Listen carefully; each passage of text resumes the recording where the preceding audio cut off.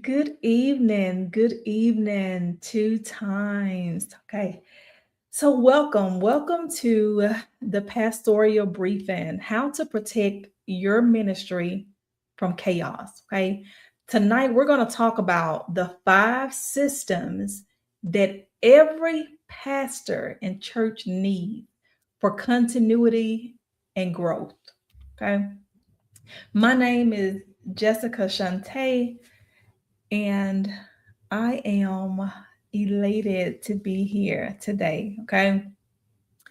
So, this is a weekly briefing for pastors, for deacons, first ladies, trustees, and ministry leaders.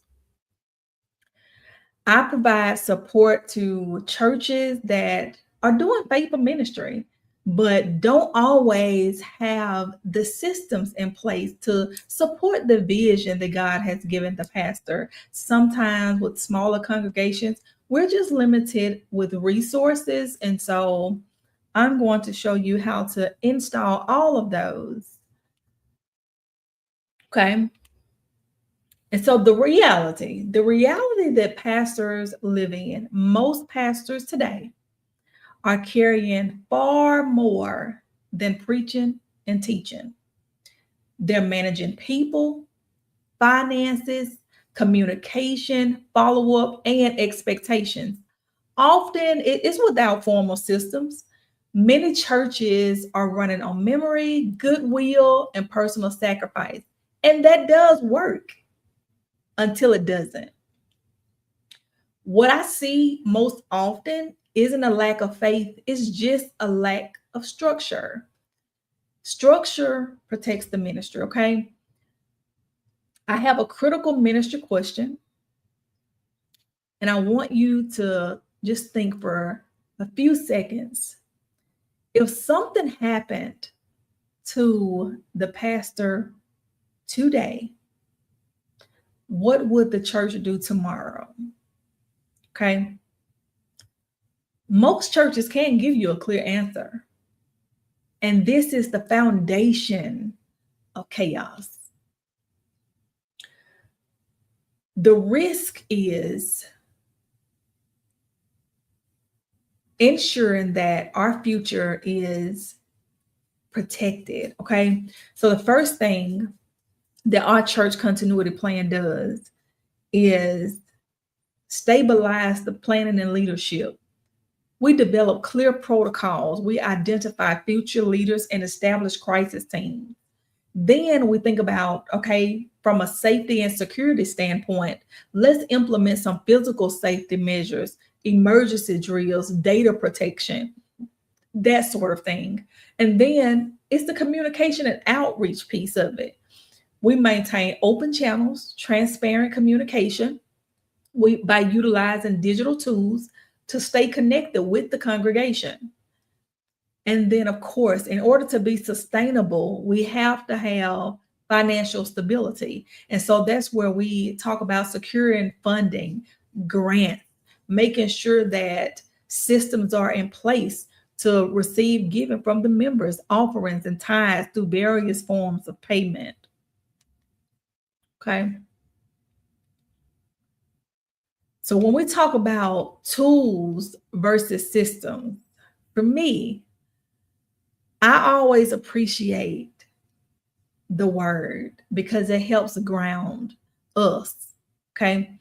And so First Corinthians 14 and 40 tells us, let all things be done decently and in order.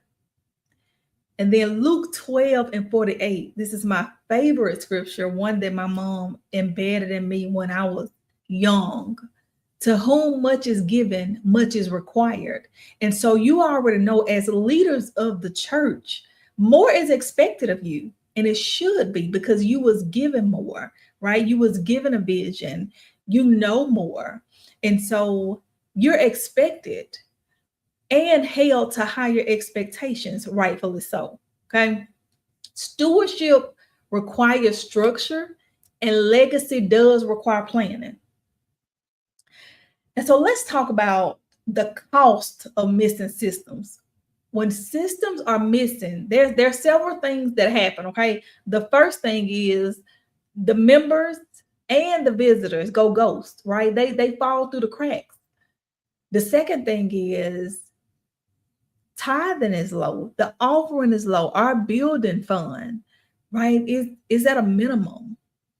So giving becomes unpredictable. So when it's unpredictable, it's hard to project what we feel like expenses and revenue will be for 2026 and 2027 in order for us to start building that new section that we talk about. Okay. Attendance patterns aren't noticed early. And so Miss Tammy has missed the last 2 Sundays. Who has reached out to her?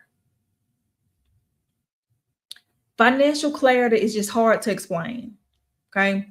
Leadership becomes overwhelmed, right? Deacons bump head, the deacons and the pastors bump head. Leadership is kind of chaotic. Okay.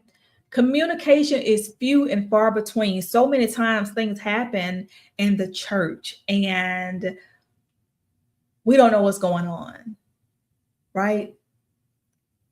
We should know. We care. And our membership earns us the right to have information. Okay. When the church becomes vulnerable, everything will slow. Okay. It'll slow down. Okay. And so this is why we created the church continuity platform. Okay. This is, again, the 5 systems that every pastor and every church needs in order to grow and for continuity, right? If this happens, then this. If that happens, then this. If this and that happens, then this. It's not software that's handed to you, okay? It's a system that we install for you. And so the 5 systems, they're going to create stability, continuity, and consistency. And so the first system that we're going to talk about is the engagement system. Okay. This is what's going to keep that connection, the value, keeps everything active. Okay. The churches are going to stay connected to the members and the visitors. You're going to notice when someone stops attending. When that member birthday comes around, you're going to acknowledge them for their birthday. When their anniversary comes around, you're going to acknowledge their anniversary. You've been a member of this church for 10 years. You've been a member for 2 years. You've been a member for 1 year. Can't you imagine the buzz with other churches talking about what's going on over there at Mount Pisgah? I can, and it's a beautiful sight to see. Okay. The next thing with engagement is it's going to encourage consistent giving without pressure. Without pressure. And then it's going to be able to paint a clear financial snapshot from a glance. Okay, this is what we did this Sunday. This is what we did last month. This is what we did last quarter. And so we can identify trends in order to grow. And then, of course, engagement allows us to prepare for continuity if leadership is suddenly unavailable. It does happen, okay? Engagement, it is going to prevent the silent drift. And don't worry about it, right? How I do it sounds good, but I don't know how to do this. You don't have to. Everything is done for you. The setup, the structure, and the support. So the church can focus on the ministry. Don't worry about the management. And so as I continue to share the systems with you, I want to ask you some questions that I want you to just pause and reflect for 10 to 15 seconds and really think about, do these questions come to mind? Is there a clear, solid answer and a plan? So is your church today today operating the way that you truly envision it should be? The next question, are the pews as full as you believe they should be? How many members do you have that's not engaged, right? They're on the roll, but they're dormant. How many? Is giving consistent month to month? Is it the same old tithers every single month? Does the giving fluctuate? What triggers it to fluctuate? Is it an anniversary? Is it a special occasion? Is it income tax time? Like, what is happening on a month to month? And does it feel predictable or unpredictable? When someone stops attending, do they feel noticed? Do they feel like you care and that you miss them and that you want them to be at church? Or do they just quietly drift away and start going to the church down the road? Those are all valuable questions that I want you to continue to keep in the back of your mind as we go through the other four systems. Okay. The next system is the giving system. We have to be sustainable. We have to be. And so the purpose of the giving system is to stabilize the financial consistency. We're going to create some recurring giving workflows, some offering reminders, lapsed giving follow-up, year-end giving communication. Order strengthens giving, okay? And remember, everything is done for you. The setup, the structure, and the support. So the church can focus on ministry, not management, okay? Our third system is the communication system. Now we have to communicate. We have to communicate. It is valuable, okay? It is so important to keep the church informed and unified.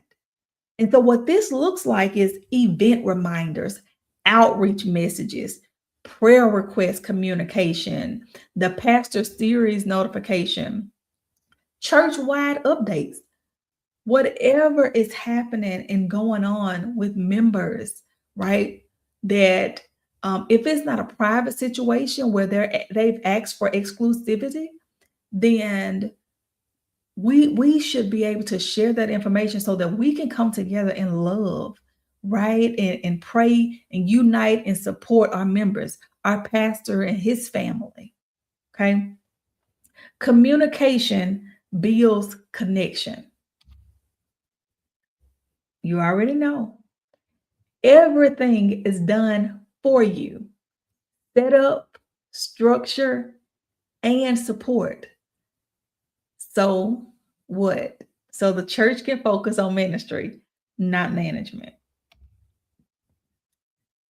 System number 4, growth and member systems. Okay, growth and new member systems. Most churches operate without a ready, active continuity plan. Okay, the continuity plan probably hasn't been updated since you all elected the pastor. Okay, even if it has, some of them haven't been updated since 5 pastors ago. Some of them haven't been updated at all. Emergency leadership protocols, automated communication, automated giving processes, member engagement workflows, a secure vault for essential, those important documents that we need.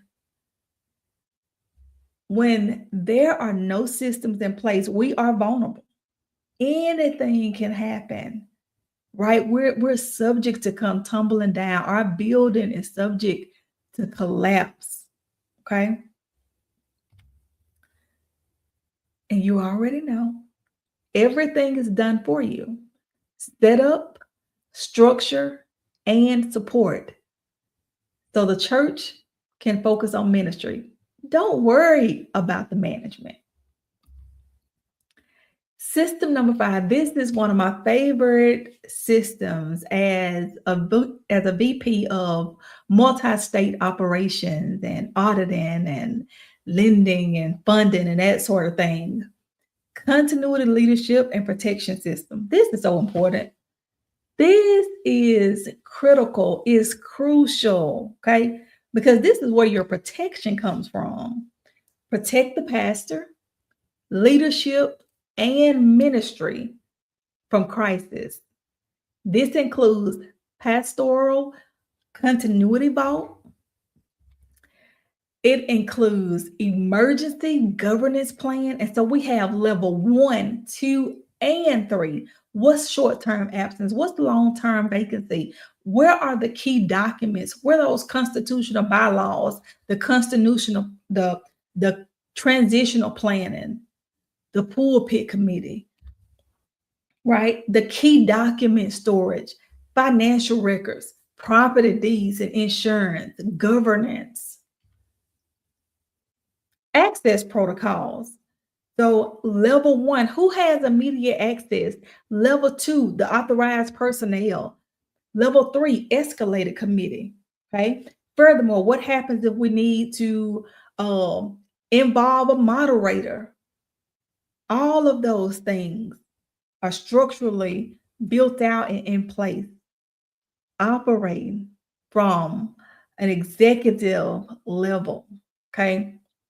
Leadership transition support.